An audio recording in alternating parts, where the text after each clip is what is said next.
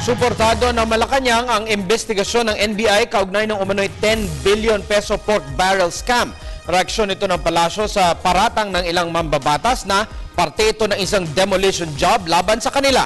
Sinabi Presidential Spokesperson Abigail Valte na nakatutok ang administrasyon sa mga reforma at hindi sa paninira. Samantala, kinatigan rin ng ehekutibo ang panukala ni Senador Franklin Drilon na bumuo ng listahan ng mga proyektong popondohan ng PDAF. Ang detalye sa ulat ni Rocky Ignacio, live mula sa Malacanang. Maraming salamat, Attorney Mark. Malalim at patas ang isasagawang investigasyon ng NBI kaugnay sa 10 bilyong pisong pork barrel scam. Ayon kay Deputy Presidential Spokesperson Abigail Valte, masyadong abala ang gobyerno para pag-ukulan pa ng panahon ang paninira. Tiniyak ng Malacanang ang pagsasagawa ng NBI ng malalim at walang kinakatigang investigasyon kaugnay ng umano'y 10 billion pesos pork barrel scam. What can be assured is that the investigation will be thorough and will be impartial. Sinabi ito ni Valte sa harap ng akusasyon ng ilang mambabatas na bahagi umano ito ng demolition job ng palasyo laban sa kanila. Pero buwelta ng Malacanang nakatuon ng atensyon ang gobyerno sa reforma at hindi sa paninira. Kaya payo ng palasyo, tukuyin ng mambabatas ang pinagmula ng impormasyon. Marami pong problemang hinaharap ang pamahalaan at marami tayong at pinagtutuunan ng pansin. And as such, siguro po, wala na rin po kaming, because of the focus on those problems, hindi na din po kami nag-aatas pa or nagbibigay pa ng panahon para doon sa mga ganitong bagay.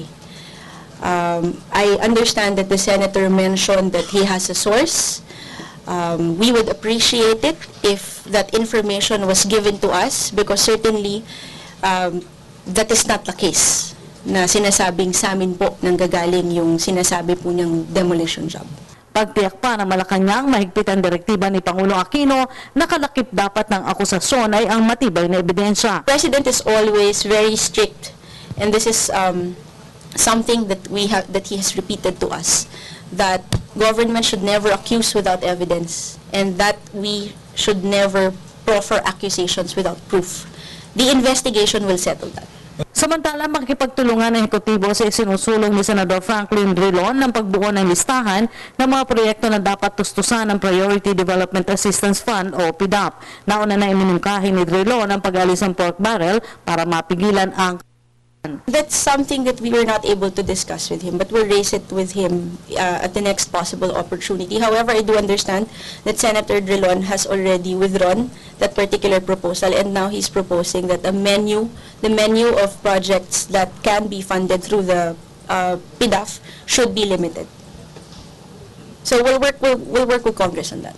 Samantala, bukod sa PDAF, inyungkahi naman ang makabayang group sa Kongreso na alisin na rin ang President's Social Fund. Wala namang nakikitang dahilan ng palasyo para gawin ito dahil mahigpit ang proseso ng paggamit nito. Ang PSF ay dumadaan sa Commission on Audit. They are probably referring to the Presidential Social Fund, which is used to give additional assistance to the families of our fallen soldiers, etc. By way of medical, yung mga assistance na ina-announce natin, doon po nang gagaling yun. That is sourced from there. And the use of that particular fund is very transparent. So, no basis for it to give it up? That is from their perspective. But as far as the President is concerned, the use of the PSF undergoes a very strict process. Po ating pag-uulat mula dito sa Malacanang sa tulong ng RTVM. Ako po si Rocky Ignacio para sa Telebisyon ng Bayan.